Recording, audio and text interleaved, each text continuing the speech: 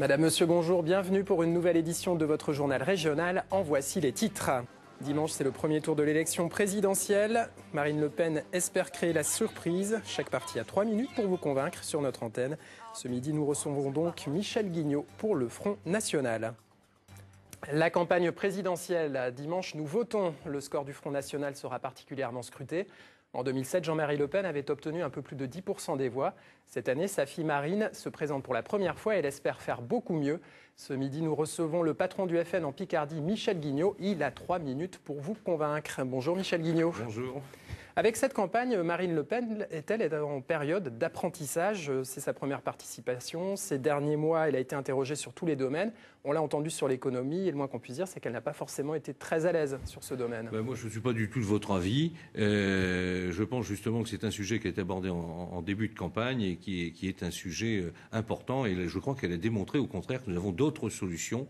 Pourtant, elle a utilisé un vocabulaire très très pointu qu'elle ne maîtrisait pas forcément, des mots très très complexes. Elle a laissé tomber d'ailleurs pour revenir à des notions plus simples. Mais écoutez, parce qu'effectivement, au fil de la campagne, les thèmes changent. Et notamment, et vous faites bien de le dire, notamment les thèmes, mais aussi le bilan. Le bilan de M. Sarkozy, c'est quoi? Aujourd'hui, qu'est-ce que l'on peut constater? Il y a des baisses et il y a des augmentations. Les baisses, c'est la croissance, c'est la compétitivité, le pouvoir d'achat, c'est aussi la baisse de la couverture sociale, la couverture santé, l'accès aux soins pour les Français. Et qu'est-ce qui a augmenté? Le chômage, la pauvreté, la dette publique, la fiscalité, la dépense publique, l'insécurité et l'immigration. Et d'ailleurs, l'immigration, si Marine est revenue, notamment lors du meeting, formidable meeting hier, au Zénith, c'est effectivement parce que l'immigration et l'islamisme seront les deux causes d'inquiétude pour les prochaines années. Mais vous croyez que c'est la cause de tous nos problèmes économiques, l'immigration, aujourd'hui? Écoutez, vous savez très bien que l'immigration a un poids considérable sur les finances publiques et notamment des collectivités locales, les mairies comme les conseils généraux, puisque vous le savez,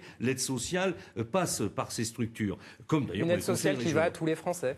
Oui, et nous voudrions surtout ça va aux Français et aux immigrés, monsieur Batinec. Nous voudrions, nous, qu'elle soit réservée, cette aide sociale, uniquement aux Français, ce qui permettrait d'en donner un peu plus. Et ce sont les dangers, de l'immigration et de l'islamisme que vont vivre les Français dans les années prochaines, qui font qu'aujourd'hui, seul le Front National aura la volonté de les régler, et notamment Marine Le Pen. Je rappelle aux Français qu'ils sont chez eux. Est-ce que ça n'est pas un moyen de revenir à ces fondamentaux, aussi, tout simplement, pour s'assurer un score honorable à cette présidentielle? Je pense que nous ne les avons jamais oubliés, jamais perdus, mais nous avons aussi su démontrer dans cette campagne, comme nous le ferons pour les législatives, qu'il y a d'autres thèmes, bien sûr, que le Front National Hier soir, Marine Le Pen a dit, parce que vous êtes chez vous, vous avez le droit de ne plus vouloir ces franco-algériens comme Mohamed Merah. En utilisant de tels raccourcis, elle stigmatise tous les Français originaires d'Algérie. Non, pas du tout. Non, je ne le pense pas. Je ne pense pas du tout. Mais vous devez savoir aussi certainement que d'Agadir à Port Saïd, c'est-à-dire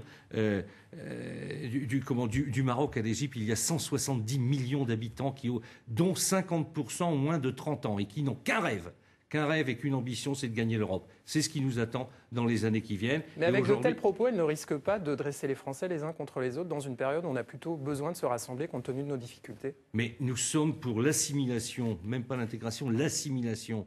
Est-ce que les gens du genre de M. Merah avait-il la volonté de s'assimiler?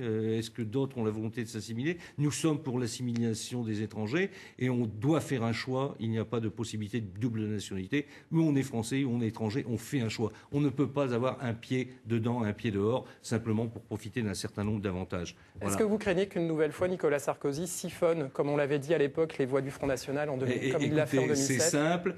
Si les Français votent une nouvelle fois pour M. Sarkozy, ce sera la double peine. La double peine pour les Français. On en a pris pour 5 ans, les Français n'ont pas envie d'en prendre pour 10 ans. Et donc aujourd'hui, Sarkozy, c'est le vote inutile. Le vote utile, c'est le vote Marine Le Pen, puisque d'ailleurs je crois que Mme Parisot du MEDEF ce matin Votre temps imparti est terminé, Monsieur Guignot. C'est la loi, je suis désolé, mais c'est comme ça. 3 minutes pour convaincre, c'est la même chose pour tous les partis. Merci à vous.